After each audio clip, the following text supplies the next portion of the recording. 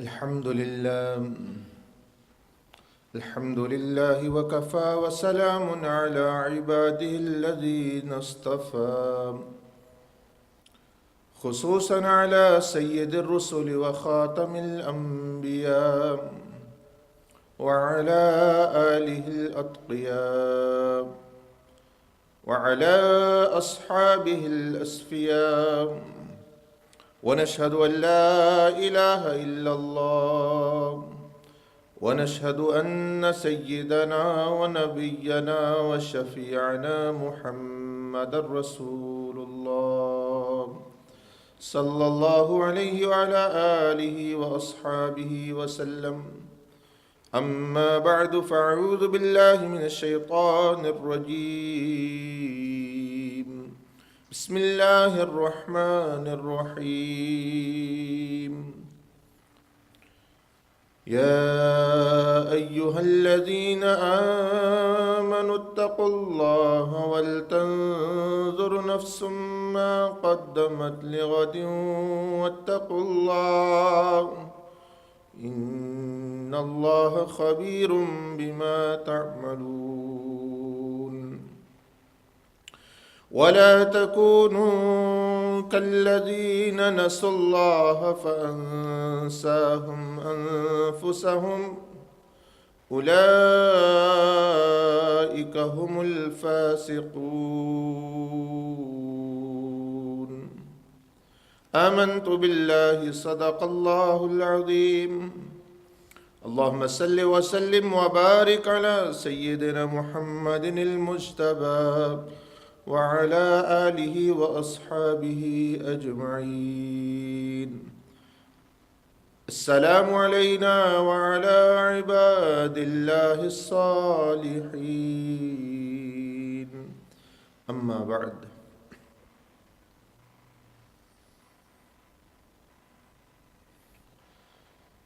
اللہ کے فضل اور احسان سے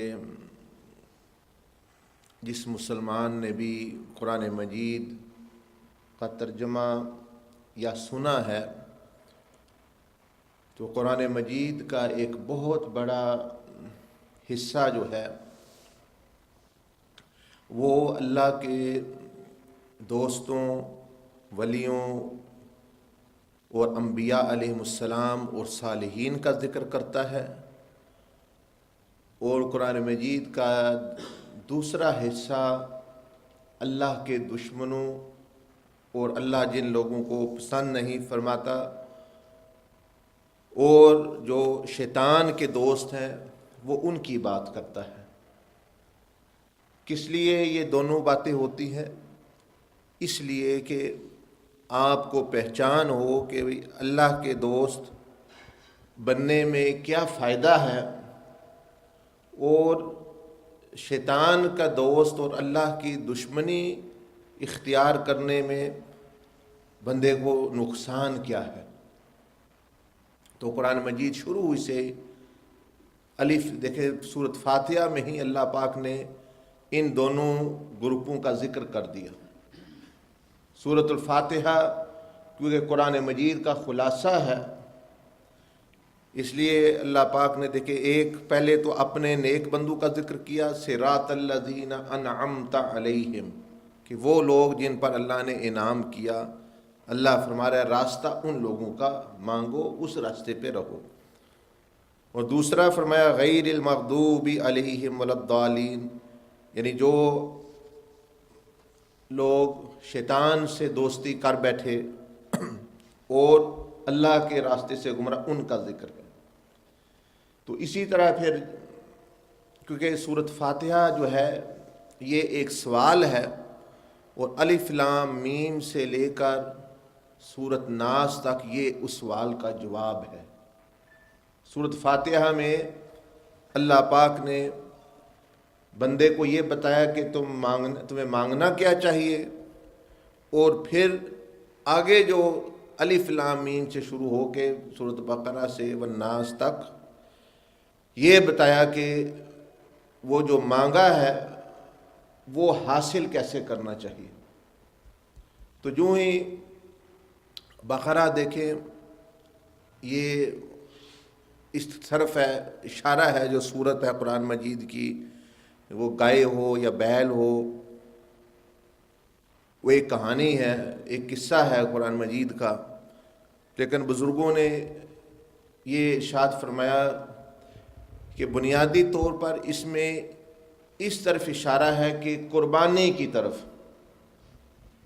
سورۃ البقرہ جو ہے یعنی گائے کا اللہ پاک نے یہ نام منتخب کیا، حالانکہ اس کتاب میں، اس سورت میں نبیوں کے نام بھی ہیں اور جنت اور بہت بڑی اچھی جگہوں کا، اچھے بندوں کا، اللہ پاک کے انبیاء کا، ان سب کا تذکرہ ہے، لیکن اللہ پاک نے سب کو وہ چھوڑ کر یعنی ان ناموں کو کی بجائے جو ہے ایک گائے، ایک جانور کا نام جو ہے وہ منتخب فرمایا کہ اس صورت کے لیے۔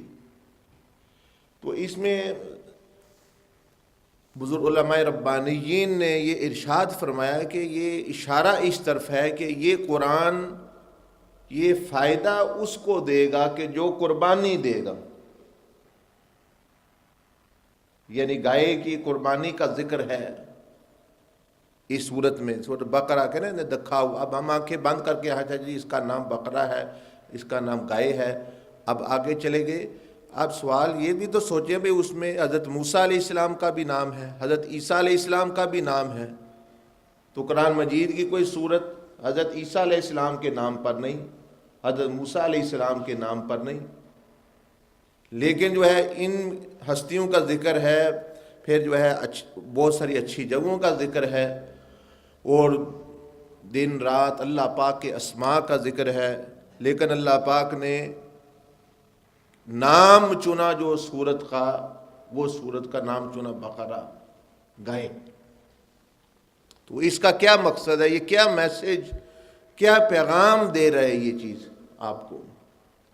یہ پیغام آپ کو یہی دے رہی ہے چیز کہ یہ جو سورۃ فاتحہ میں سوال کیا گیا ہے کہ ہم نیک لوگوں کے راستے پر چلنا ہے اور برے لوگوں کے راستوں سے بچنا ہے، تو اس قرآن تو بعد میں الف لام میم سے بسم اللہ الرحمن الرحیم سے سورۃ البقرہ شروع ہو رہی ہے، اس سے پہلے جو یہ نام اس کا رکھا گیا ہے گائے، تو یہ اشارہ اس طرح کر رہا ہے کہ آپ کو کوئی چیز نیکی کی نیک راستے میں حاصل نہیں ہوگی۔ یہ جو انعام یافتہ بندوں کا سوال کیا آپ نے قرآن مجید سورۃ فاتحہ میں، اے بندو، اللہ نے جو سکھایا کہ اہدنا الصراط المستقیم صراط الذین انعمت علیہم، ہمیں سیدھے راہ پر چلا، ان لوگوں کے راہ پر کہ جن پر تیرا انعام ہوا، اور جس پر اللہ کا انعام ہوا وہ بندہ جو ہے وہ کامیاب اور کامران ہو گیا۔ غیر المغضوب علیہم ولا الضالین، کہ ان لوگوں کے راہ پر نہیں جن پر غضب ہوا اور جو گمراہ ہوئے۔ بنیادی طور پر مقصد یہ ہے کہ یہ جیسے پہلے بھی میں نے اشارہ کیا کہ یہ تین قسم کی بندوں کا ذکر ہے اس میں۔ مغضوب علیہم، جن پر غضب ہوا اللہ کا، یہ کون لوگ ہیں؟ یہ وہ لوگ ہیں جن کے پاس علم تھا، عمل نہیں کیا۔ اب ہمارے دیکھو یہ تفسیر تو ہے کہ یہود و نصارہ اس سے مراد ہیں، لیکن اب قرآن جی صرف یہودیوں عیسائیوں کے لیے نہیں آیا، وہ آپ کے لیے بھی آیا ہے۔ مطلب ہے مغضوب علیہم، جن پر اللہ کا غضب ہے، یعنی جیسے یہودی یا ان کی کیٹیگری کے لوگ، وہ کہ کون لوگ تھے، یا اب بھی کون لوگ ہیں؟ یہ وہ لوگ ہیں میرے اور آپ سے جو جانتے ہیں اس چیز کو دیکھنا گناہ ہے، زنا گناہ ہے، اور مطلب ہے یعنی شراب گناہ ہے، سود گناہ ہے، علم ہے، عمل کو نہیں۔ اللہ نے پہلا ذکر ہی ان کا فرمایا، یعنی جن لوگوں کو اللہ کے راستے سے بھٹکے، جو یعنی اللہ کے دشمن ہیں، ان میں ان لوگوں کا اللہ نے پہلے ذکر نہیں کیا جن کے پاس علم نہیں، پہلے ان کا ذکر ہوا غیر المغضوب علیہم، کہ ان لوگوں پر جن پر اللہ تیرا غضب کون لوگوں پر نازل ہوا؟ وہ لوگ ہیں کہ جن کو علم ہے عمل نہیں کیا علم پر۔ یہودیوں کے بارے میں یہی آتا ہے کہ ان کو تورات اللہ نے دی، بنی ایک ایک قوم میں کتنے کتنے نبی تشریف لائے، کہتے ہیں بعد 10 نبی جو ہے ایک قوم میں جو ہے آئے، بنی اسرائیل میں 10 نبی ایک قوم۔ یہ سورۃ یاسین میں ذکر ہے، کئی ایک بستی کی طرف کتنے 2-3 رسولوں کا ذکر ہے، اور پچھلے جو ہے تو ان کے پاس علم تھا عمل نہیں۔ تو اب یہ آپ اور مجھ کو میسج دے رہے ہیں سورۃ الفاتحہ، کیا تم تو اس لوگوں میں نہیں ہو کہ تمہیں پتہ ہے نیکی بدی کا، صحیح عقیدہ غلط کیا ہے، برائی کیا ہے، اچھائی کیا ہے، اٹھنا کس وقت ہے، سونا کس وقت ہے، اور کیا کام کرنے ہیں، کاروبار کس طرح کرنا ہے، کہ آنکھیں بند کر کر کے جہاں جہاں بندہ پہنچا وہاں وہاں تم رکے ہوئے ہو۔ کوئی بندہ لے دے کے 4 نمازوں تک آیا، اب سالوں گزر جاتے وہ 4 ہی پر کھڑا ہے۔ کوئی 5 تک آیا، 5 تک آیا ہے۔ کسی نے نماز درست کر لی، رزق حلال نہیں ہے، بس وہ اسی میں مشغول ہے، وہ وہاں رک گیا۔ کسی نے سنا بھئی داڑھی سنت ہے، اس نے داڑھی رکھ لی چھوٹی سی، اب وہ سال ہو گئے کہ اس کی داڑھی وہیں ہے، اب وہ آگے بڑھنا چاہیے اس کو۔ مثال کے طور پر مطلب یہ ہے کہ ہر بندہ ایک نہ ایک جگہ آ کے سٹاپ لگایا ہوا ہے، نیک نے بھی اور گناہگار نے بھی، ایک حد ہے وہ آ کے وہاں کھڑا ہے، اب آگے جو ہے وہ بڑھ نہیں سکتا۔ کیوں نہیں بڑھ سکتا؟ وہی میں آپ کا ذکر کر رہا ہوں کہ اللہ پاک نے پہلے تو ذکر ہی ان لوگوں کا کیا انعام یافتہ بندوں کے بعد، جن لوگوں پر علم ہے عمل نہیں کرتے، یہ مغضوب علیہم لوگ ہیں، یہ ان پر اللہ کا غضب نازل ہوتا ہے کہ اللہ پاک سخت ناراض ہوتے ہیں۔ ان کو اللہ پاک نے بندر اور سور بنا دیا، وہ تو پچھلے زمانے میں تھا، اب بھی وہ بندر اور سور بن رہے ہیں، لیکن روحانی طور پر آپ کو نہیں نظر آ رہے، مجھ کو نہیں نظر آ رہے۔ میں بھی کیا پتہ ہے سور کی شکل میں روحانی طور پر، نفسانی طور پر شکل میری سور کی ہو، شکل میری بندر کی ہو، کام جو جس طرح کے بندہ کرے گا وہ اس طرح کا اس کی شکل ہے۔ اور دوسرا ولد ضالین، ان لوگوں کا اللہ پاک نے ذکر فرمایا کہ جو لوگ علم نہیں، جن کے پاس عمل بہت کیا انہوں نے، یہ عیسائیوں کا اور ان لوگوں کا جو ہم میں ہے ان پڑھ نہیں، یعنی علم نہیں حاصل کرنا، عمل پہ تسبیح پہ تسبیح ہے، نوافل پہ زور ہے، یہ نہیں پتہ غیبت کیا ہے، یہ نہیں پتہ چغلی کیا ہے، غسل کے فرائض کیا ہیں، گناہ کیا ہے، تو بھائی عمل پہ ہوا۔ جیسے عام لوگ ہوتے دیہات میں، عام سیدھے سادے لوگ بھی، بھائی علم نہیں حاصل کرنا، بس لگے ہوئے ہیں جی میں جو کر رہے ہیں ٹھیک ہے، بس جو تسبیحات کر رہے ہیں سارا، وہ ان کا ایک عمل سے ضائع ہو جاتا ہے سارا، وہ ایک عمل سے ضائع ہو جاتا ہے، ایک عمل سے وہ ساری تسبیح وغیرہ جاتی رہتی ہے۔ اس لیے کل بھی کوئی سوال کر رہا تھا کہ یہ اگر بندہ علم نہ حاصل کرے تو قیامت والے دن اس کو کوئی چھوٹ، کوئی سہولت مل جائے گی؟ ایک بندے نے علم نہیں حاصل کیا تو قیامت والے دن اس کو کوئی فرشتے یہ کہیں گے بھائی ٹھیک ہے بھائی تمہارے پاس تو علم ہی نہیں تھا، اب تمہیں کوئی گنجائش دیتے ہیں، تو کیا ایسی بات ہے؟ تو اس کا جواب میں نے دیا، میں نے مطلب بزرگان دین نے دیا کتابوں میں کہ علم 2 قسم کا ہے، ایک ہے علم فرض، ایک ہے علم نفل۔ فرض علم ہے بھئی وضو، نماز، روزہ، حج، زکوٰۃ، اور خریدنا بیچنا، رزق کے معاملات، کاروباری لین دین، ان کے اور رہن سہن، میاں بیوی کے تعلقات ہیں، رشتہ داروں کے ساتھ تعلقات ہیں، ان کے متعلقہ مکان لینا ہے دینا ہے، کرائے پہ لینا ہے دینا ہے، ان کے متعلقہ جن کے ساتھ آپ کو معاملہ پڑتا ہے، جو ان میں فرض علم ہے وہ تو فرض ہے اور باقی نفل ہے۔ تو قیامت والے دن جن لوگوں نے فرض علم نہیں حاصل کیا ہوا، بس یہ نہیں پتا تھا گناہ کیا ہے، نیکی کیا ہے، اور ضروری معلومات نہیں ہے، نہ فقہ کی، نہ وضو کی، نہ غسل کی، نماز روزے لین دین کی، بس لگے ہوئے ہیں اپنے حساب سے، وہ ان کو چھوٹ ملے گی؟ نہیں، نبی صلی اللہ علیہ وسلم نے فرمایا ان کو بغیر حساب کتاب کے دوزخ میں پھینکا جائے گا۔ یہ ہے اپنا ان کے حشر ہونے والا۔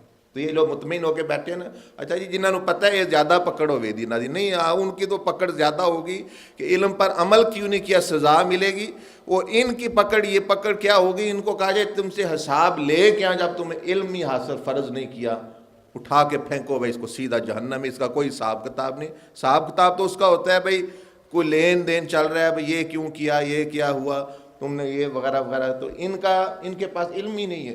وہ کہیں گے فرشتے کہیں گے اچھا علم نہیں ہے تو تیار ہو جاؤ، پھر تمہارا کوئی حساب نہیں ہے۔ یہ چھ کیٹیگریز ہیں جن کو نبی صلی اللہ علیہ وسلم نے فرمایا کہ بغیر حساب کتاب کے دوزخ میں جائیں گے، اور کچھ گروپ ایسے ہیں جو بغیر حساب کتاب کے جنت میں۔ ان کی صفات بھی سننی چاہیے، سننے والی کہ وہ صفتیں آپ بھی پیدا کریں، امید لگائیں پھر کہ آپ بھی بغیر حساب کتاب کے جنت میں، اور کچھ بغیر حساب کتاب کے دوزخ کے۔ وہ 6 ہیں، ایک تو بتا دیا میں نے، نبی صلی اللہ علیہ وسلم نے فرمایا دیہاتی لوگ، یہ لوگ جو علم نہیں حاصل کیا یہ بغیر حساب کتاب کے دوزخ میں جائیں گے۔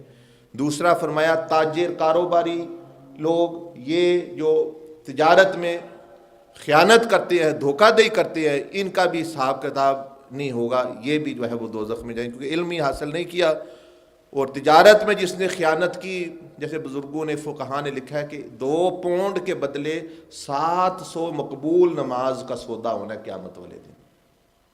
یعنی آپ نے کسی کے 2 پونڈ مارے ہوئے ہیں، آپ کو 700 مقبول نماز اپنی دینا پڑے گی۔ تو جب 10 20 50 100 1000 کا گڑبڑ خرد برد ہو گیا، اب حساب کتاب باقی کیا رہ گیا، تو مائنس پہ چلا گیا۔ تو مائنس پہ جائے گا تو فرشتے کہیں گے حساب خاک لیں تمہارا، تم تو ڈیبٹ میں جا رہے ہو، چلو۔ اسی لیے اس طرح فرمایا کہ بعض علماء بھی بغیر حساب کتاب کے دوزخ میں پھینکے جائیں گے۔ وہ نبی صلی اللہ علیہ وسلم وجہ بھی بیان فرمائی، فرمایا وہ حسد کی وجہ سے۔ فرمایا علماء بھی بعض جو ہیں وہ دوزخ میں بغیر حساب، کیونکہ وجہ بنیادی وہی ہے کہ وہ نیکیاں کھا چکی ہر چیز۔ خیانت والوں نے خیانت کی بھئی 2 4 4 پونڈ 10 پونڈ کی بجائے اتنی نمازیں، تو اب کیا وہ ڈیبٹ میں چلا گیا معاملہ بندے کا۔ اب ایک بندے نے علم فرض نہیں حاصل کیا، اس کی نماز نہیں ہو رہی، قرآن نہیں ہو رہا، روزہ نہیں ہو رہا، کیونکہ بھئی اس کے پاس علم نہیں، تو وہ تو ڈیبٹ میں چلا گیا نا۔ تو حساب تو ہوتا ہے بھئی جس کے پاس بھئی کوئی کریڈٹ ہو تھوڑا، بھئی اتنے تمہارے پیسے ہیں اتنے ہیں، اور جب معاملہ مائنس میں چلا گیا تو اب اس بیچارے سے حساب جو ہے وہ کیا ہوگا۔ تو علماء اسی طرح، کسی نے سوال کیا ہوا تھا کسی ٹی وی میں، کسی نے مجھے بتایا، علماء سے ہی کسی نے سوال کیا ہوا تھا، اے جی بھائی یہ علماء میں حسد کیوں زیادہ، انہوں نے جواب ہی نہیں دیا اس کا۔ استغفر بھائی تم خود اگر عالم ہو تو جواب تو دے دو بھائی کیوں ہوتا ہے، تو کیوں ہوتا ہے۔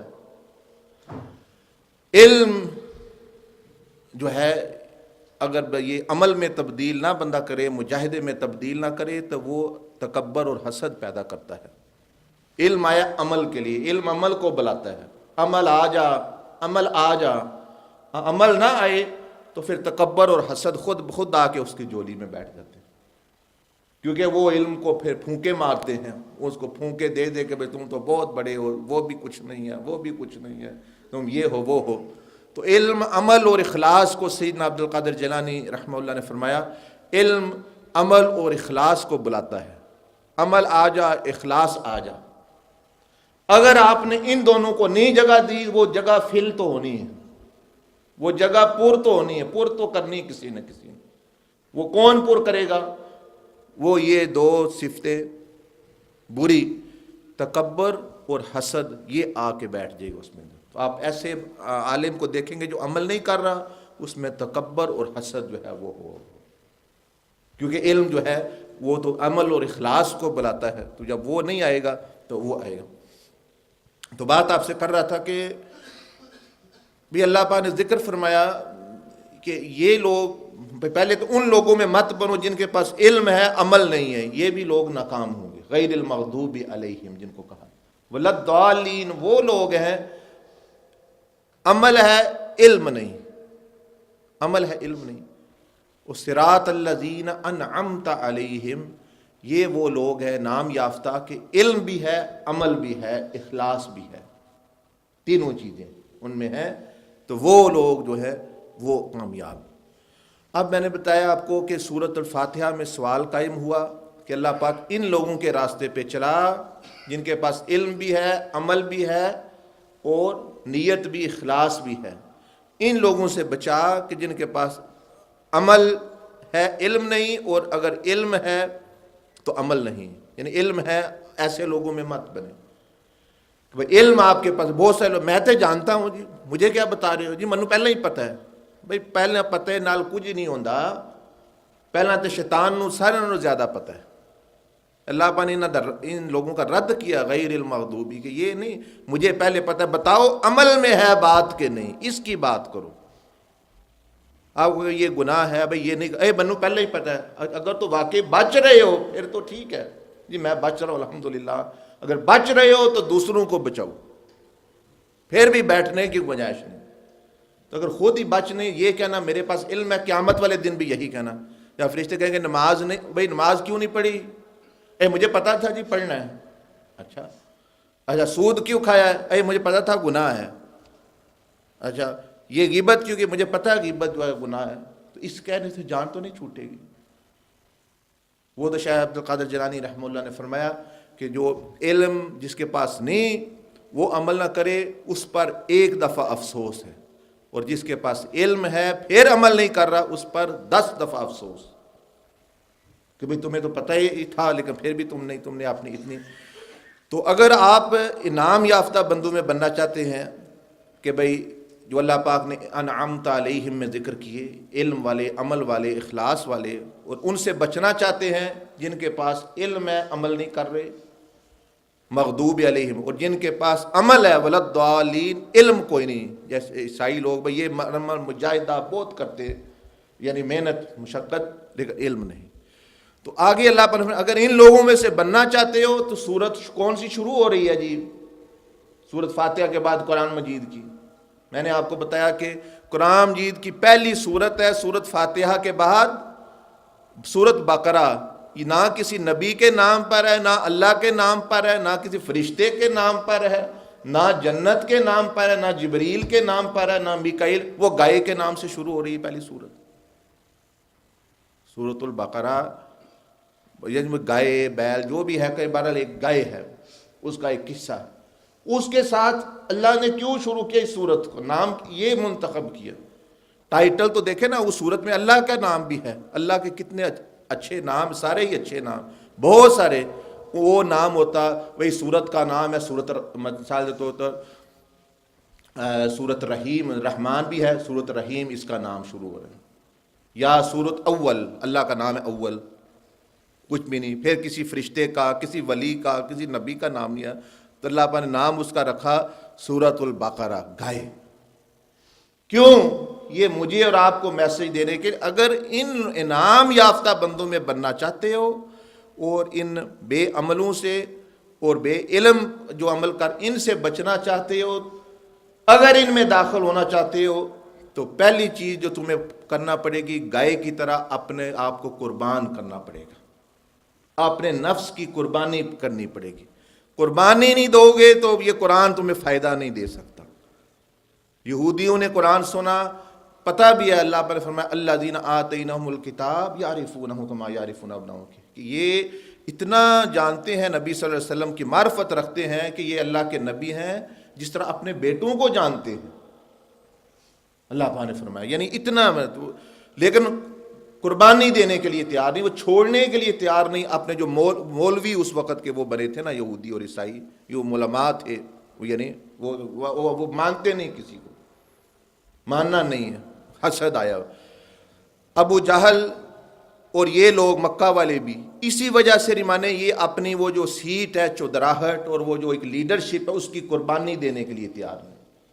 ان کے لیے بھی یہی، اس لیے اللہ نے بیماری، اللہ کا تو علم ہے نا انسانوں میں کیا بیماری ہے، یا سب سے پہلے ان کے میں رکاوٹ کیا آنی ہے، تو اللہ پاک نے پہلے سورت کا نام ہی قرآن مجید سورت فاتحہ کے بعد سورت البقرہ رکھا کہ بقرہ، تم یہ گائے بنو گے، گائے کی طرح قربانی اپنے آپ کو کرو گے، تیار ہو جاؤ تو سارا قرآن نفع دے گا تمہیں۔ اور اگر قربانی نہیں، کہیں نہیں، علم کے سمندر پی جاؤ، جو مرضی کرو، تمہیں کوئی نفع نہیں ہوگا. جیسے شیطان سمندر پی کے بیٹھا ہوا ہے, اب اس کے پاس دیکھیں عمل نہیں ہے, قربانی نہیں, اس کے وہ بھی قربانی نہیں مارا رہا. جب اللہ نے کہا سجدہ کرو تو وہاں اس نے اپنی گائے کو قربان کرنا تھا. یہ نفس کو بعض بزرگوں نے گائے سے تشبیہ دی ہے کہ نفس کی مثال گائے جیسی. تو اللہ نے کہا بھی اس جیڑی گاں ہے, جیڑی نفس ہے تیرے وچ, اے انا ہے, اس کو قربان کرو اور آدم کے سامنے جھکو. انہوں نے کہا نہیں میں تو نہیں, میری گائے تو نہیں قربان, ہے تو نہیں اپنی گائے کو قربان کروں. آپ نے نفس کو, انانیت کو, میں تو نہیں قربان کرنا, میں نہیں کروں گا. بس وہ دیکھیں اسی کا نتیجہ ہے.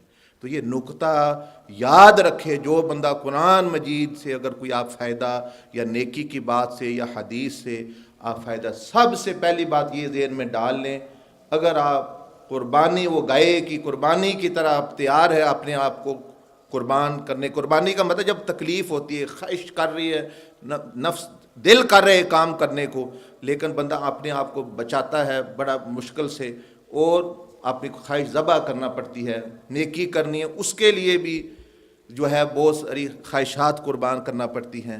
مال حرام سے بچنے کے لیے مشکلات, اپنے آپ کو قربانی دینا پڑتی ہے گناہوں سے بچنے کو. تو یہ ایک نقطہ ہے. الف لام میم تو بعد میں شروع ہو رہا ہے, پہلے جو سورت کا نام ہے وہ آپ کو میسج دے رہا ہے کہ یہ قرآن مجید سے نفع حاصل کرنا ہے تو قربانی کے لیے تیار ہو. اگر یہ بات نہیں تو سارا الحمد سے والناس تک پڑھ جاؤ اور تمہیں نفع نہیں ہوگا. جیسے یہودیوں نے پڑھا, شیطان نے خود یعنی قرآن مجید کا پتہ ہے اس کو سارا قرآن نازل ہوا ہے وہی کیا کیا ہے, اس لیے وہ پڑھ پڑھ کے لوگوں کو یعنی کوشش کرتا ہے بھی کیسے بھٹکانا ہے, اس کو غلط استعمال کرنا ہے وغیرہ وغیرہ. اب وقت ختم ہو گیا ہے. اللہ پاک مجھے آپ کو عمل کی توفیق عطا فرمائے. ایک ٹائم آئے گا کہ اسرائیل بھی آپ سے یہی کہے گا کہ آپ کا وقت ختم ہو گیا ہے. یہ تو جمعے کا ختم ہوا ہے, خطبے کا ابھی ہمارا ہے, ابھی ہم نماز پڑھیں گے. پتہ تو نہیں ہے وہاں تک بھی جائیں, لیکن جو ہے یہ کم از کم یہ ہے. تو ایک دن اسرائیل بھی آ کے یہی کہے گا, اور وہ بہت خطرناک بات ہوگی کہ آپ کا وقت ختم ہو سکے. اے بنی آدم وقت ختم ہو گیا تمہارا. اب بندہ چیخے چلائے بس نہیں بھئی آپ کا ختم ہو گیا. تو اس سے پہلے یہ بندہ تیار ہو. تیاری کے لیے میں نے بتا دیا پہلے اور قدم ہی یہ ہے کہ قربانی کے لیے تیار ہو. اب کسی بندے کو کہا جائے اچھا بھائی یہ چھوڑ دو, اور یہ تو بڑا مشکل ہے, یہ تو مجھ سے نہیں ہوگا, یہ گناہ سے نہیں, یہ نیکی نہیں میں کر سکتا, تو پھر جہنم کے میں داخل ہونے کے لیے تیار ہو جاؤ. وہ برداشت کر سکتے ہو, صبح اٹھنا مشکل ہے فجر کے لیے, جہنم میں برداشت کر سکتے ہو جانا, وہ آسان ہے نہیں, وہ زیادہ مشکل ہے. اس لیے یہاں نیکی کرنا آسان ہے, یہاں بہت مجاہدہ. آخری ایک واقعہ بیان کر کے ختم کرتا ہوں, خیر وقت ہو گیا ہے, پھر کبھی آپ کو سنائیں گے. سبحانک اللہم و بحمدک نشہد ان لا الہ الا انت نستغفرک و نتوب الیک. ابھی جمعے کے بعد آپ کو پتہ ہے نبی صلی اللہ علیہ وسلم کی سنتیں اور شمائل پر خاص درس ہوتا ہے حدیث کی روشنی میں 20 منٹ کے لیے, سنتوں پر. سنت کیا ہے نبی صلی اللہ علیہ وسلم کی مختلف شعبہ زندگی. اور اس کے بعد ہم قبرستان جاتے, جمعے والے دن حدیث میں آتا ہے فضیلت ہے قبرستان جانا, اپنی موت یاد کرنا, مردوں کے لیے دعا کرنا. قبرستان میں جا کے موت کے موضوع پر 15-20 منٹ بیان ہوتا ہے وہاں قبرستان میں بیٹھ کے, کہ شاید وہی ہمیں فائدہ پہنچائے. تو جن کے پاس وقت ہے وہ ضرور جائیں, جن کے پاس وقت نہیں وہ بھی نکالنے کی کوشش, نکالنا چاہے تو بندہ نکال سکتا ہے. اللہ پاک مجھے آپ کو ہدایت نصیب فرمائے, مغفرت فرمائے, ایمان پر خاتمہ فرمائے, سنت ادا فرما لے. فرمایا تمام انبیاء کو ملایا جائے تو میری تکالیف میری آزمائشیں بڑھ کے. تو یہ اس کا مطلب یہ ہے کہ حضور صلی اللہ علیہ وسلم پر بہت مشکل جو ہے سوال ہوئے, اور آپ صلی اللہ علیہ وسلم نے مشکل سے مشکل سوالوں کا حل, جیسے آپ نے عمل کیا وہ اس کا جواب تھا. تو اب ہمارے لیے کیا ہے کہ اس پرچے کو, زندگی کے پرچے کو, مشکل سے مشکل سوال کو حل حضور صلی اللہ علیہ وسلم نے کر دیا. اب ہم نے صرف اس کی نقل کرنی, اور اس نقل کا نام ہے سنت. اس نقل کا نام ہے اپنا سنت. سنت بنیادی طور پر وہ جواب ہے جو اللہ نے بندے سے سوال اس زندگی کے حالات پیش آتے, اور بتایا کہ مشکل سوال نبی صلی اللہ علیہ وسلم نے حل کیے ایزی. مثلا ہم پر سوال ہوتا ہے جیسے پہلی کے بچے کا ہوتا ہے, اسکول میں جاتا ہے بھئی 2 + 2 کتنا ہے 4, 4 + کتنا ہے 4, 8. تو اب جو GCSE یا اوپر کے یعنی گریجویشن لیول میں جو بندہ جائے گا تو وہاں سوال مشکل ہے. تو وہ ٹیچر نے جو حل کیے ہوئے ہیں گریجویشن لیول پہ GCSE لیول پہ، تو جس پر وہ ہوئے ہیں اس نے وہ حل کر لیے، تو یہ جو نیچے والے یہ تو بہت آسان ہے. تو نبی صلی اللہ علیہ وسلم نے تو وہ آزمائشوں پر آپ پورے اترے کہ جو ہم پر آ جاتی تو کوئی ہم میں سے اس پر پورا نہیں اتر سکتا تھا. ہم انبیاء کے علاوہ کوئی پورا اتر نہیں سکتا، صحابہ پر ہی نہیں سکتا. تو اب ہمارا یہ کام بنتا ہے کہ حضور صلی اللہ علیہ وسلم ہم اتنا بھی نہیں کر سکتے کہ نقل کر سکیں. بھئی پرچہ حل کر کے ہمیں دے دیا گیا، سوالات کا پرچہ حل کر کے دیا ہے کہ صبح سے لے کے شام تک تمہیں گالی دے تو ایسا جواب دینا ہے، تمہارے بیوی بچے بات نہ مانے ایسا کرنا ہے، تمہیں یہ موقع مل جائے ایسا کرنا ہے. سب کا جواب حضور صلی اللہ علیہ وسلم نے حل کر کے دے دیا. اب ہمارے اور آپ کے لیے آسان بات انہوں نے چھوڑ دی، وہ کیا کہ ہم صرف نقل کریں. اس نقل کو کہتے ہیں سنت. سنت جو ہے یہ سوالات کے حل ہے. تو اسی طریقے سے آپ یہ سنتے ہیں نبی صلی اللہ علیہ وسلم کے احوال، آپ صلی اللہ علیہ وسلم کے جوابات کے اس زندگی کے معاملات. ہم کیا کرتے ہیں کہ میں بڑا عقل مند ہوں جی، میں اپنے طریقے سے سالو کروں گا. حضور علیہ السلام نے فرمایا بیوی کو مثال کے طور پر مارنا نہیں، سخت نہیں مارنا، طریقہ بتایا کس طرح تنبیہ کرنی. میں عقل مند، دیکھنا میں کیا کرتا ہوں، میں اس کو ٹھیک کرتا اپنے طریقے سے. وہ الٹا اور زیادہ نقصان دہ بعد میں جاتا. اچھا چلو اپنے عقل لڑا لو، کتنی عقل ہے. اچھا حالات مشکل آ گئے، پریشانی آ گئی ہے مالی، میں اس کو حل کرتا ہوں. چلو سود لے لو، چلو شراب بیچ لو. یہ پھر حضور صلی اللہ علیہ وسلم کے جو جواب کو چھوڑے گا، یعنی سنت کو چھوڑے گا، تو اس پرچے کو یہ دنیا میں جو سچویشن آتی ہے، سوالات ہیں، ایک اور بندے نے بھی حل کیا ہوا ہے. حل کیا بگاڑا ہوا ہے حل. وہ کیا ہے؟ وہ شیطان نے بھی حل کیا کہ کیا کرنا ہے. شیطان نے بھی بتایا ہوا ہے کہ کیا کیا کرنا ہے. اس نے بھائی یہ حل ہے، شراب بیچ لو،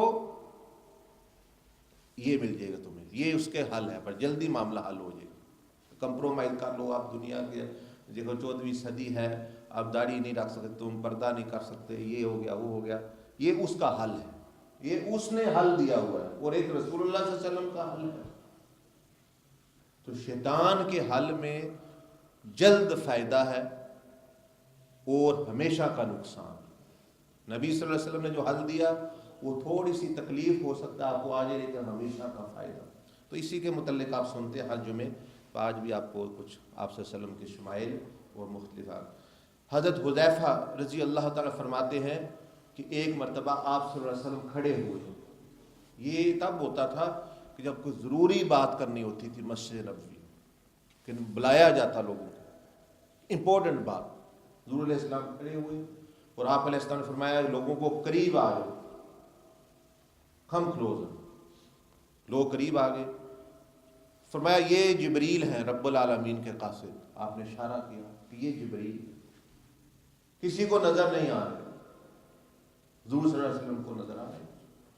چاہیں تو بعض دفعہ صحابہ کو بھی نظر آتے لیکن ان کو پتہ نہ چلتا یہ جبریل ہے. لیکن اب جبریل آئے، آپ علیہ السلام تو ان کو دیکھ رہے ہیں، صحابہ کو نظر نہیں آ رہے، لیکن ان کا ایمان زیادہ.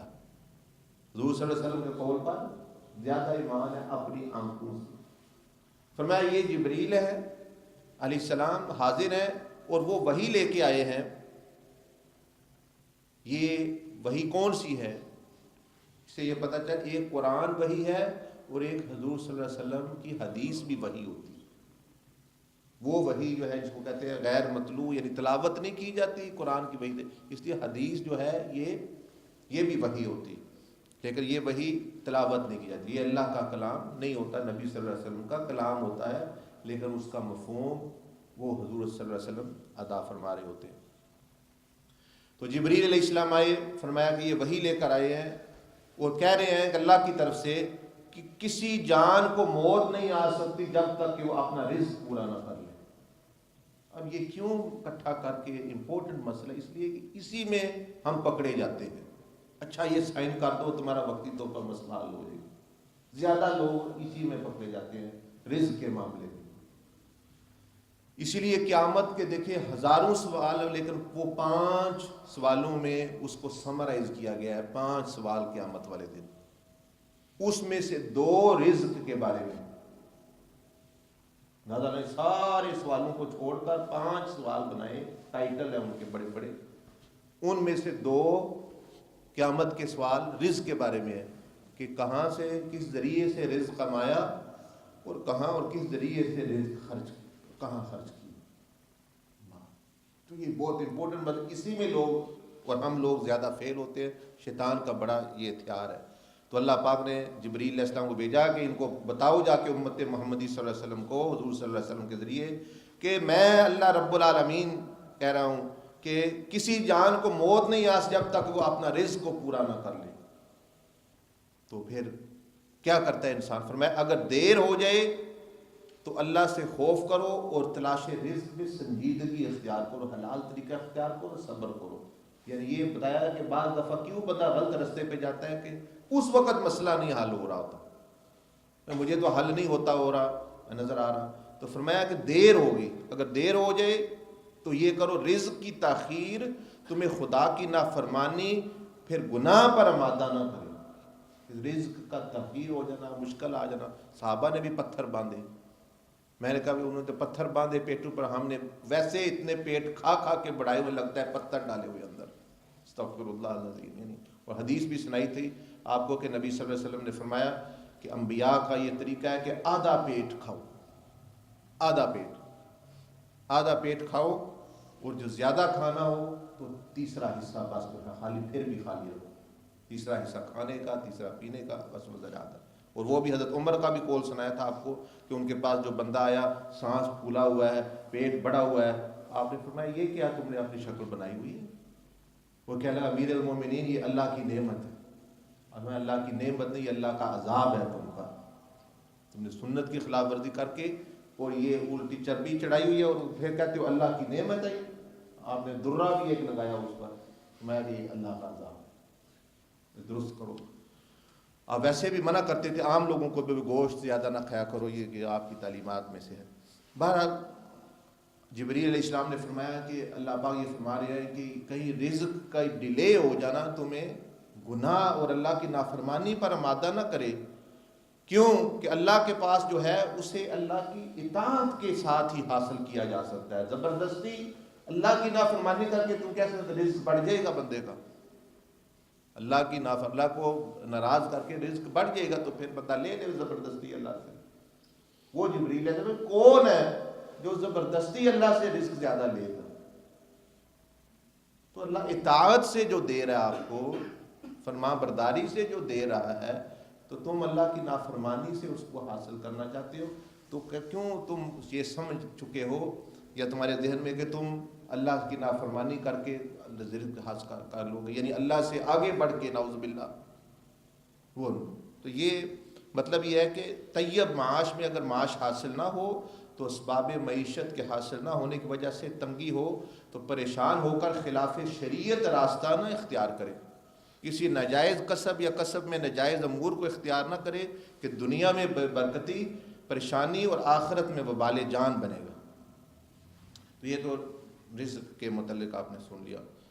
اب ہدیے کے متعلق میں نے آپ کو نبی صلی اللہ علیہ وسلم کی پہلے بھی حدیثیں سنائی ہیں. آپ صلی اللہ علیہ وسلم نے فرمایا، حضرت ابن عباس سے روایت ہے کہ رسول اللہ صلی اللہ علیہ وسلم نے فرمایا کھانے کا ہدیہ آپس میں دیا کرو، یہ تمہارے رزق کی وسعت کا باعث ہے. اگر آپ چاہتے ہیں کھانے آپ کا رزق بڑھے تو کھانا پکا کے پڑوسیوں کی طرف خاص طور پر اور دوسرے کو طرف اپنا یا مسلمانوں کو بلا کے کھلانا. ایک دفعہ نبی صلی اللہ علیہ وسلم سے اللہ پاک نے پوچھا کہ اے محبوب صلی اللہ علیہ وسلم بتائیں کہ مالائے اعلیٰ جو اوپر فرشتے رہتے ہیں آسمانوں میں اونچے درجے کے مقربین، وہ کس بات میں بحث کر رہے ہیں؟ تو حضور علیہ السلام نے فرمایا کہ اللہ پاک وہ جس کاموں سے بندے کے درجے بڑھتے ہیں اور گناہ بخشے جاتے ہیں، وہ ان اعمال کی بات کر رہے ہیں. وہ کون کون سے عمل ہیں؟ فرشتے آپس میں گفتگو کر رہے ہیں. پھر حضور علیہ السلام ان میں ایک عمل یہ بھی ہے اطعام و طعام، کھانا کھلانا اللہ کی رضا کے لیے. لیکن اگر آپ کھلائیں گے اس نیت سے کہ بھائی دوسرا بھی آپ کو کھلائے تو وہ نیت پھر اللہ کے لیے تو نہ رہی. ایک بندہ کھلاتا ہے، یہ جو ہدیہ ہوتا ہے یہ اللہ کے لیے، اللہ کے لیے. ایک بندہ کھلا رہا ہے کہ یہ میری دعوت کب کرے گا یا مجھے ہدیہ کب دے گا. تو اب اس نے کس کے لیے کھلایا؟ اس نے وہ کباب کے لیے کھلایا جو خود کھانے ہیں ابھی دوسرے. جو ہدیہ دیتا ہے یہ لو جی یہ چادر آپ کو دی، اب اس کو بھی اب مجھے بھی یہ کچھ دے گا، ٹوپی دے گا. تو اب اس نے کس نیت سے چادر دی، کس کی نیت سے عبادت کی؟ وہ ٹوپی کی نیت سے. اخلاص اسی کو کہتے ہیں نا بھائی، اللہ کے لیے کچھ کام کرنا، اللہ کے لیے دینا. اور جب اس نے یہ نیت بھائی یہ رشتہ دار آپ کو میں لفٹ دے رہا ہوں، اچھا میرے 500 پاؤنڈ ہے، مجھے ضرورت ہے میری مدد کرنا، لیکن ذہن میں ہے کہ جب یہ بھی مجھے ضرورت پڑے گی یہ میری مدد کرے گا. تو اب میں نے کس کے لیے کیا؟ وہ پیسوں کے لیے، اللہ کے لیے مدد نہیں کی، وہ 500 پاؤنڈ کے لیے کی جو خود اس سے میری امید ہے کہ یہ میری کل مدد کرے گا. تو اس کا عمل تو گندا ہو گیا. ریا جو ہے اس کو کہتے ہیں کہ عمل گندا ہو جاتا ہے بندے کا. وہ اللہ پاک عمل کو قبول کرتا ہے. پاک وہ رہتا ہے کہ جب وہ اللہ کے لیے ہو. تو یہ فرمایا کہ اللہ کے لیے تم ایک دوسرے کو کھانا کھلانا، ہدیہ دینا، یہ تمہارے رزق میں برکت ہوگی. رزق ہمارے جھگڑا بن جاتا ہے، فلاں نے دعوت کی اب ہماری دعوت نہیں کر رہا، وہ ہم نے یہ ہدیہ دیا وہ ہمیں یہ نہیں دے رہا. عورتیں تو بہت جھگڑتی رہتی اس معاملے میں، فلاں کی برتھ ڈے ہوئی ہم نے یہ دیا، ہمارے ہوئے تو وہ اس نے یہ دیا وغیرہ وغیرہ. اس سے سارا یہ پتہ چلتا ہے وہ جھگڑا ہے ہی اس لیے کہ وہ ان چیزوں کے لیے اعمال کیے ہوئے ہیں. وہ سارے ان کپڑوں کے لیے، ان چاولوں کے لیے، ان کبابوں کے لیے، ان دعوتوں کے لیے، اللہ کو چھوڑ کر ان کے لیے کیے ہوئے ہیں. تو اب وہ جہاں دنیا آئے گی وہاں جھگڑا آئے گا ہی آئے گا. تو اسی لیے میں تو کہتا ہوں لوگوں کو کہ اتنا دو.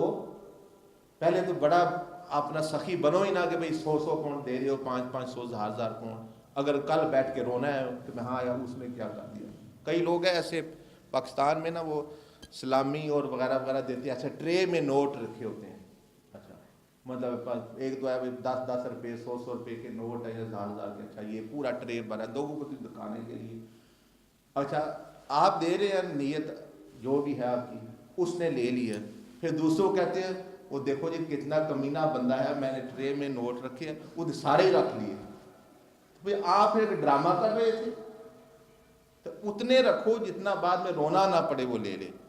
یہ نہ کہ دل آپ کا اس میں ہے، اب اس نے اس کو آپ کے دل کو بھی جو ہے پکڑ لیا.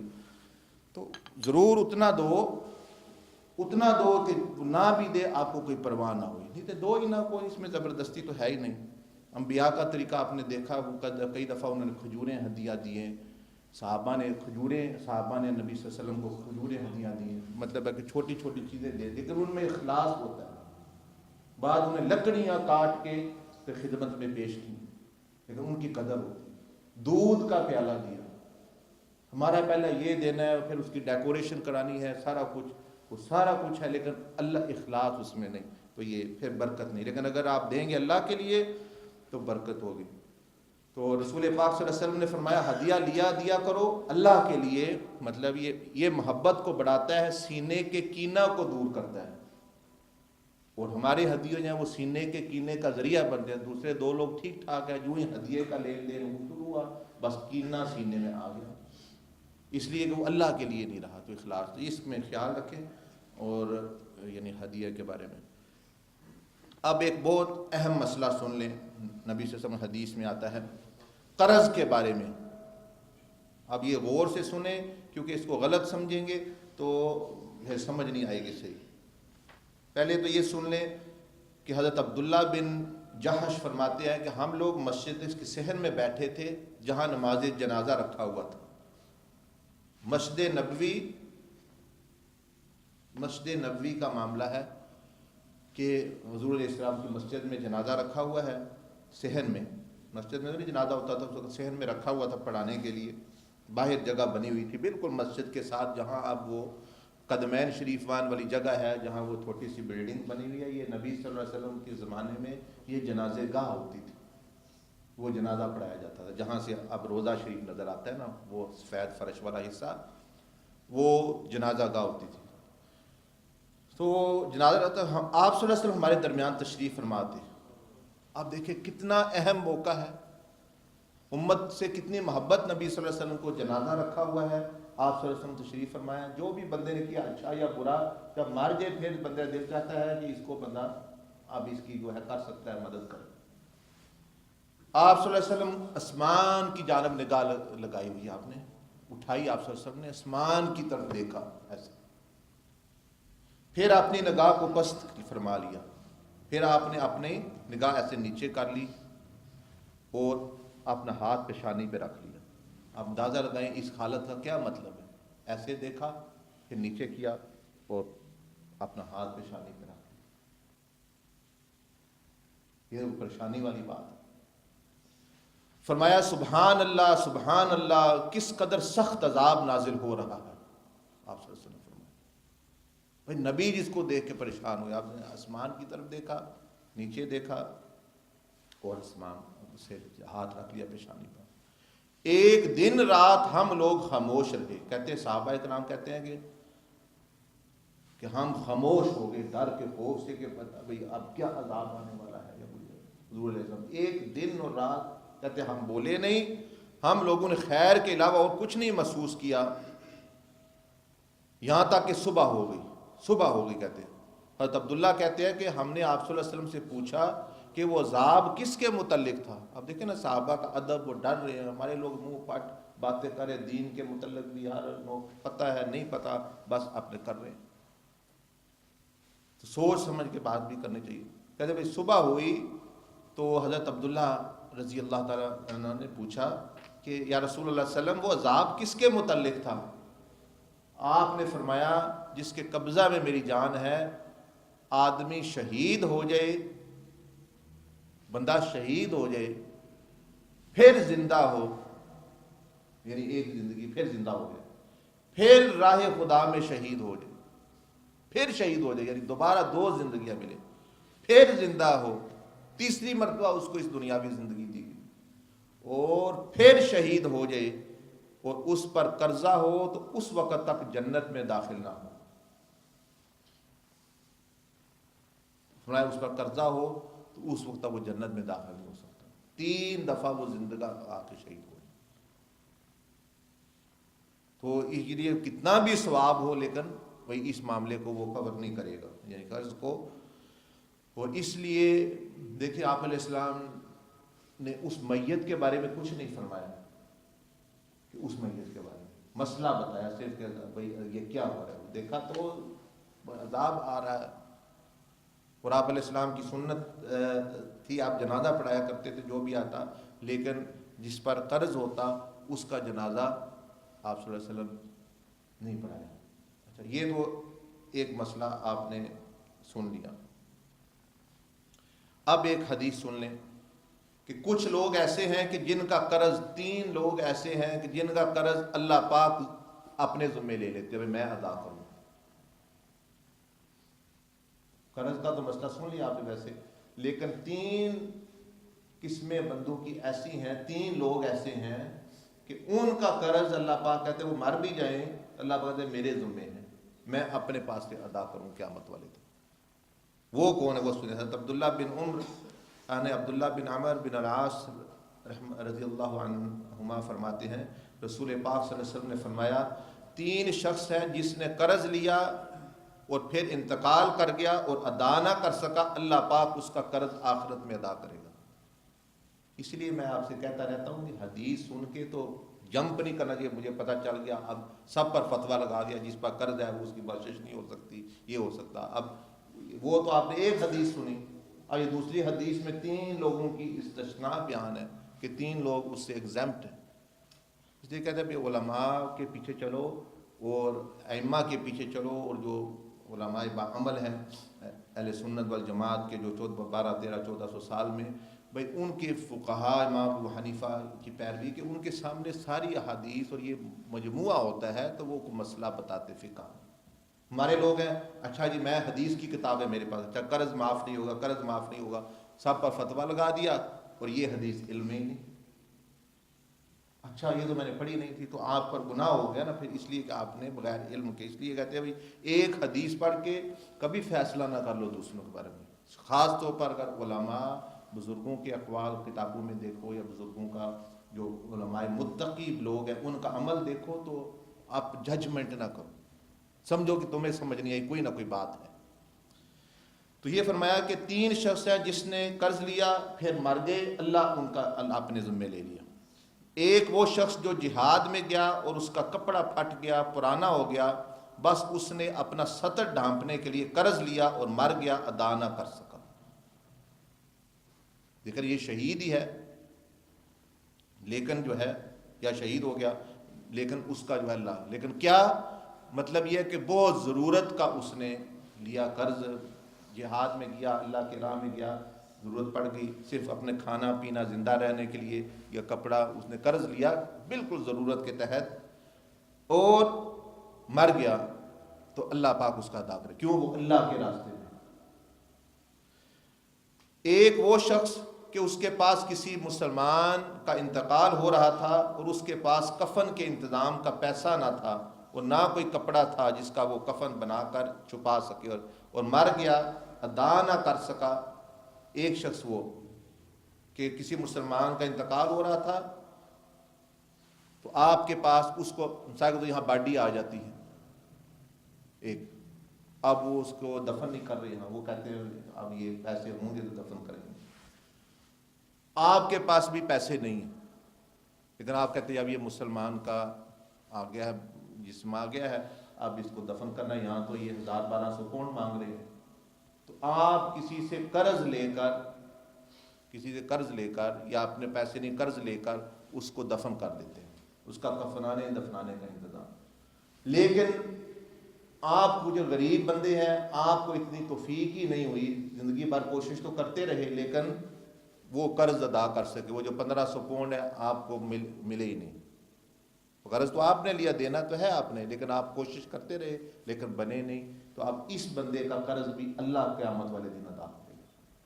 یہ کہتے ہیں کہ مسلمان کی مدد کرنا، دیکھ کتنا اجر و ثواب ہے کہ اللہ اپنے ذمہ قرض لے رہا ہے اس کا، کہ تم نے مسلمان کی مدد، اس کو کفنایا دفنایا، اس کے کفن کے پیسے دیے، قرض لیا، اب وہ قرض اللہ پر اپنے ذمہ لے لیا۔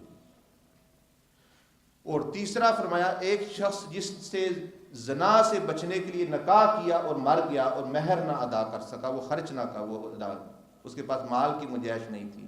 یعنی یہ ہے کہ ایک بندہ مسلمان ہے، جوان ہے، لیکن پیسے نہیں نکاح کرنے کے لیے، اس کو خطرہ ہے کہ وہ زنا میں پھنس جائے گا، وہ زنا کی دعوت مل رہی ہے اور سب کچھ ہو رہا ہے، لیکن وہ بچنے کے لیے نکاح کیا، لیکن نکاح کا جو ضروری خرچہ ہے، مہر یا بہت کوئی ضروری خرچہ اس نے لیا، لیکن نیت صرف یہ تھی کہ بھئی زنا سے بچنے کی، وہ نام وہ مہر وہ ادا نہ کر سکا، نکاح کیا تو مال کی گنجائش نہ تھی، تو قیامت کے دن خدا اس کا قرض ادا کرے گا۔ اس کا مطلب یہ ہے کہ شدت حاجت کی بنیاد پر قرضہ لیا اور گنجائش نہ ہونے کی وجہ سے ادا نہ کر سکا، تو خدائے پاک اس کی جانب سے قیامت میں ادا کرے گا اور مواخذہ سے بری کرے گا۔ اسی لیے ان لوگوں کا بھی سوال ہے جو نیک بننا چاہتے ہیں لیکن اب حالات ایسے آ گئے جی، اب قرض تو ہے اور لیا کسی ضرورت کے تحت، یا انہی ضرورتیں جو ہیں، تو اب وہ اللہ کا قرب، اللہ کے راستے میں چلنا چاہتے ہیں، تو اب وہ رکاوٹ نہیں بنے گا، وہ اللہ نے ذمہ لے لیا۔ اور دوسری حدیث میں اماں عائشہ سے نے بھی فرمایا، یہ تو حدیث ہے امام منذری نے ترغیب و ترہیب میں لکھی، اب جو اماں عائشہ صدیقہ رضی اللہ تعالیٰ عنہ نے فرمایا کہ حضور صلی اللہ علیہ وسلم نے اپنی زندگی میں فرمایا تھا کہ ہماری امت میں سے کوئی شخص قرض لے، پھر اس کی ادائیگی کی کوشش کرتا رہا، پھر ادا کرنے سے قبل اس کا انتقال ہو گیا، تو میں اس کا ذمہ دار ہوں۔ حضور علیہ السلام نے ذمہ داری لی ہے ایسے بندے کی۔ دیکھیں نبی صلی اللہ علیہ وسلم شفقت کہ جو قرض لے کے واپس نہ دے، اس کی نہیں، اس کی نہیں، قرض لے کے جو کوشش کرتا رہا پوری کہ میرا ادا ہو جائے۔ کئی لوگوں پر لاکھوں قرض چڑھ جاتا ہے، کاروبار میں نقصان ہو گیا، بزنس میں نقصان ہو گیا، مکان گھر سب تو ہو گیا، اب لاکھوں کا قرض ہے، اب یہ بندہ کیسے ادا کرے؟ تو اس کے لیے ذمہ یہ ہے کہ تم جو بھی ہے 2 پاؤنڈ 4 پاؤنڈ بچا سکتے ہو وہ دیتے رہو، اپنی ادا کوشش کرتے رہو، اللہ کے راستے پہ صحیح طریقے سے چلتے رہو، نیکی کے راستے پر، تقوی کے راستے پر، نبی صلی اللہ علیہ وسلم آپ کا قرض ادا کریں قیامت میں۔ تو اس لیے حل موجود ہے۔ کئی لوگ پوچھتے ہیں کہ آپ اللہ کا رستہ طریق شروع کرنا ہے، تصوف یا تزکیہ کے رستے پہ چلنا ہے، اس کی تو شرط ہے کہ جو مالی حقوق ضائع ہوئے ہیں وہ ادا کرنا، لیکن یہ اس کی تفصیل بھی ہے۔ اس لیے جمپ کنکلوژن پہ نہیں کرنا چاہیے۔ اب جو مسئلہ لکھ دیا گیا اب اس پہ ضرورت کا لکھا ہوتا ہے، باقی تفصیل ہوتی ہے کتابوں میں۔ اس لیے کہتے ہیں کہ مشائخ کے پیچھے اور علماء کی جو بندہ پیچھے چلتا ہے وہ کامیاب ہوتا ہے، اس کو صحیح مسئلوں کا پتہ چلتا ہے، ورنہ جو ہے وہ بھٹک جائے گا ادھر ادھر، غلط فتوے دے۔ اب ایک بندہ آیا ہے، میں نیک بننا، جو میں توبہ کرنا، جو میں نے سود لیا تھا، اب جو ہے مجھ پر جو ہے وہ قرض ہو گیا، تو اب میں کیا کروں؟ تم آپ اس کو کہتے تم تو بالکل نہیں اللہ کے قریب ہو سکتے، تم تو بالکل، تو قرض تو شہید کا بھی نہیں، تمہارا کیسے معاف ہوگا؟ بالکل۔ اب آپ نے دوبارہ گناہوں کی طرف اس کو دھکیل دی۔ جب آپ پتہ بھائی اس میں حل موجود ہے کہ بھائی تم آؤ اللہ کے راستے میں نے مزدوری کاری ہو، لاکھوں کا قرض ہو گیا، تم اپنی صلاحیت کے مطابق ان سے کوئی اگریمنٹ کر لو، اپنے جو قرض یعنی مقروض ہو جن کے، یا اپنی صلاحیت کے مطابق نیت رکھو ادا کرنے کی، کرتے بھی رہو، 2 4 پونڈ گنجائش ہے، 20 پونڈ کی گنجائش ہے، 1000 پونڈ، اگر ایسے ہی کرتے کرتے تم مر گئے تو تمہیں مواخذہ نہیں، لیکن تم اللہ کا ولی بھی بن سکتے ہو ساتھ ساتھ۔ تو اس لیے جو ہے یہ تفصیل ہوتی ہے۔ اب سفر کے متعلق حدیث سن لیں تو بس پھر ختم کرتے ہیں۔ سفر میں لوگوں کو بہت ساری چیزیں پیش آتی ہے، نبی صلی اللہ علیہ وسلم نے ان کو ان کی رہنمائی فرمائی ہے۔ ایک یہ ہے کہ حضور علیہ الصلوۃ والسلام جس کو رخصت فرماتے اس کو فرماتے فی حفظ اللہ و کنفی، کہ اللہ کی حفاظت میں اور اللہ کی جو ہے پناہ میں تمہیں اللہ رکھے۔ یہ جو لفظ استعمال کرتے ہیں نا فی امان اللہ، یہ کتاب میں لکھا ہوا ہے کہ یہ سنت نہیں، یہ نبی صلی اللہ علیہ وسلم نے استعمال نہیں کیا، مطلب معنی اس کا برا نہیں ہے کہ اللہ کی امان میں رہو، لیکن زیادہ ثواب ہے کہ جو بندہ وہ لفظ استعمال کرے کہ جو حضور صلی اللہ علیہ وسلم نے خود اپنے زندگی میں جو ہے وہ استعمال فرمائے۔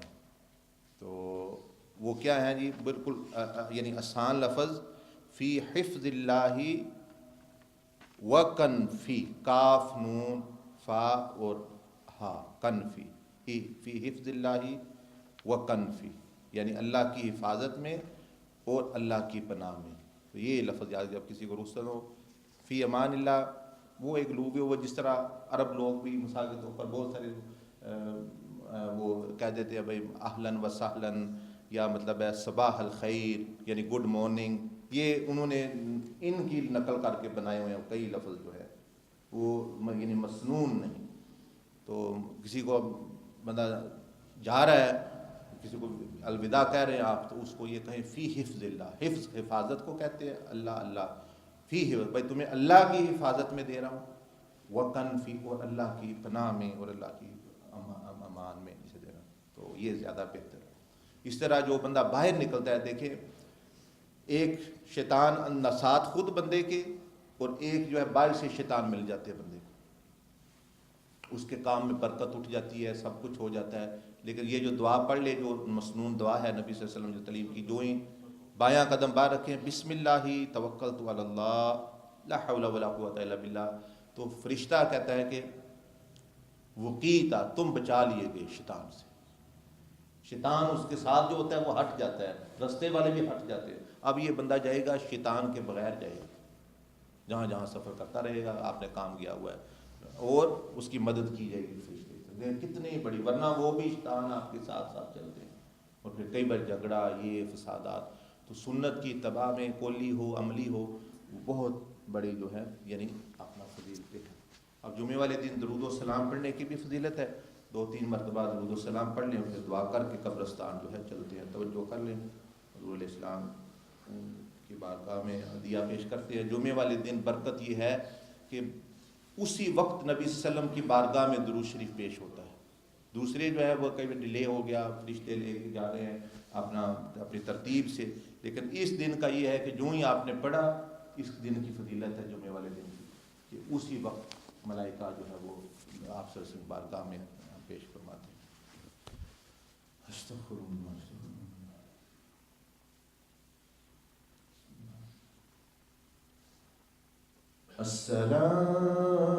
السلام علیک ایھا النبی. السلام علیک ایھا النبی. السلام علیک ایھا النبی. السلام علیک ایھا النبی ورحمۃ اللہ وبرکاتہ. ورحمۃ اللہ وبرکاتہ. ورحمۃ اللہ وبرکاتہ. السلام علیک ایھا النبی. السلام علیک ایھا النبی ورحمۃ اللہ وبرکاتہ. ورحمۃ اللہ وبرکاتہ. ورحمۃ اللہ وبرکاتہ. السلام علیک. السلام علیک. السلام علیک ایھا النبی ورحمۃ اللہ وبرکاتہ. ورحمۃ اللہ وبرکاتہ. ورحمۃ اللہ وبرکاتہ.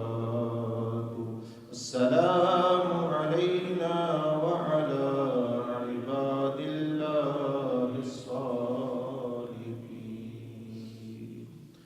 الحمدللہ رب العالمین والصلاة والسلام علی اشرف الانبیاء والمرسلین. یا رب العالمین یا ارحم الراحمین. جمعہ کی نماز کہ زندگی بھر میں جو چھوٹی بڑی ٹوٹی پھوٹی نیکیاں ہم نے کی اپنی بارگاہ میں قبول فرما. یا اللہ ہم تیرے گناہ گار بندے ہیں، بے علم ہیں یا ارحم جانتے بھی نہیں پوری طرح، نہ تیری معرفت رکھتے ہیں نہ دین کی. جو تھوڑا بہت جانتے ہیں رب العالمین اپنی بارگاہ میں جو اس میں کمی کوتاہی ہے وہ معاف فرما، اور جو اچھائی ہے وہ تیری طرف سے اس کو قبول فرما. یا اللہ ہمارے اعمال اس طرح کے ہیں کہ ہمارا خاتمہ بھی برا ہونے کا خطرہ ہے.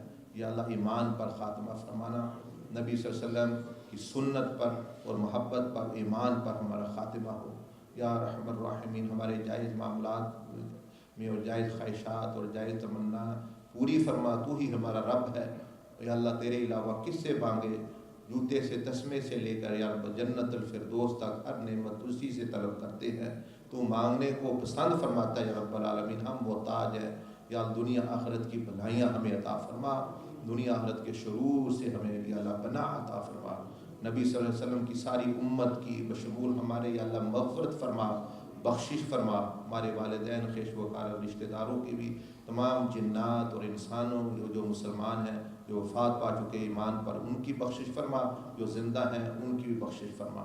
یا ارحم الراحمین یا رب العالمین ہماری پریشانی و مشکلات بھی تیری بارگاہ میں پیش کرتے ہیں. یا ارحم الراحمین آسانیاں پیدا فرما ہماری جان میں، رزق میں، مال میں، عزت میں، گھر میں، بچوں میں، اہل و عیال میں، ہر چیز میں یا اللہ برکت نصیب فرما. اپنی پناہ میں رکھ، شیطان سے بچا، شر شیطان، شر نفس، شر دنیا سے محفوظ فرما.